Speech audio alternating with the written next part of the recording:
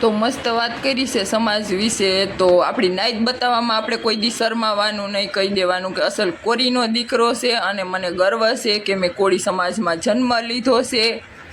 કીધું બાપુ નથી, કોળી છું, કોળીમાં જન્મ લીધો છે અને દાદાને પ્રાર્થના કરું કે હર જન્મ કોળી સમાજમાં આપે અને કોળી સમાજમાં જન્મ લીધો છે એટલે હંમેશા ગૌરવ અનુભવું છું। અને હું હમણાં થોડાક સમય પહેલા અહીંયા સુરતમાં એક સમૂહ લગ્નમાં આવેલો, ત્યારે કોળી સમાજના સમૂહ લગ્ન હતા અને મેં પૂછ્યું તો એ કાર્ડમાં લખેલું તો પટેલ સમાજની વાડી। એટલે મેં કીધું કે ભાઈ પટેલ સમાજની બહુ સરસ મજાની વાડી છે, સમાજના આગેવાનો બેઠા ને આપણે પણ બનાવવી જોઈએ ને। મને કે આ પટેલ સમાજની નથી, કોળી સમાજની પટેલની વાડી છે। ત્યારે ત્યાં પણ કીધું કે જે પટેલ લખાવતા હોય કોળી લખાવતા ક્યારે અચકાતા નહીં, અમને તો એમ કે પટેલ સમાજની વાડી છે।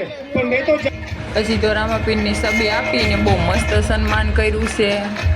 ત્યારબાદ આપણા સમાજના દાતા સીતારામ ગ્રુપ કે જેમણે 520 લીટર દૂધનું દાન, અને જો બધા હહોની રીતે મોજ મસ્તીમાં છે, કેમ કે કેટલા ટાઈમ પછી બધા ભેગા ક્યાં હોય અને જમવાનું થઈ ગયું હતું પણ આપણે ટ્રાફિક બહુ હતી એટલે જમવા ગયા નહીં। પછી નિરાંતે જવાનું છે અને દંડિયા રાસની વાત કરતા હતા તો અમને તો મોજ પડી ગઈ। મેં કીધું આપણે તો દંડિયા રાસ રમીને જ જવું છે।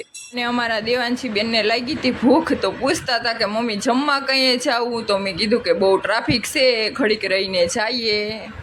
અને પછી તો દંડિયા રાસનું નામ પડ્યું પછી તો બધાય રાજીના રેડ થઈ ગયા, કેમ કે બહુ મસ્ત હરખ હતો દંડિયા રાસ રમવાનો। અને આપણે જમી અને પછી જવાનું છે દંડિયા રાસ રમવા। અને અમારા હેમાંગી બેન જો કેવી મસ્તી કરે છે,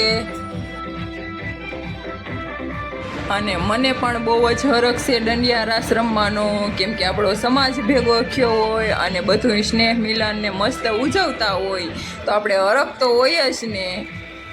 અને તમને મારો વિડીયો ગમે તો જરાક પેજને ફોલો કરતા જજો અને યુટ્યુબમાં સબસ્ક્રાઈબ કરવાનું ભૂલતા નહીં।